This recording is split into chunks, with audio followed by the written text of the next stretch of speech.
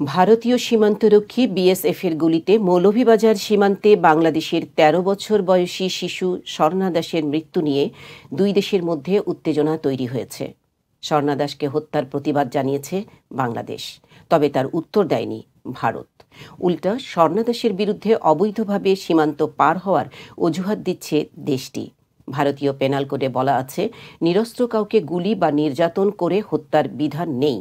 গত ১৫ বছরে ৫৯৪ জন বাংলাদেশিকে গুলি বা নির্যাতন করে হত্যা করেছে ভারতীয় সীমান্তরক্ষী বিএসএফ। গত বছরেও ৩১ জন বাংলাদেশিকে মেরেছে ভারত। ২০১১ সালের ৭ জানুয়ারি ১০ বছর বয়সী বাংলাদেশি শিশু ফেলানী খাতুনকে কাঁটাতারের বেড়ায় গুলি করে বিএসএফের হত্যার ঘটনা ভুলবে না বাংলাদেশের মানুষ। বাংলাদেশিরা চায় না সীমান্তে আর একটি মানুষও মরুক, কিন্তু বিধি বাম। ১ সেপ্টেম্বর রাতে কুলাউড়া উপজেলার লালরাচুক সীমান্তে বিএসএফের গুলিতে প্রাণ হারিয়েছে মায়ের হাত ধরে সীমান্ত পাড়ি দিতে চাওয়া স্বর্ণা দাস। ২রা সেপ্টেম্বর রাতে বিষয়টি জানাজানি হয়।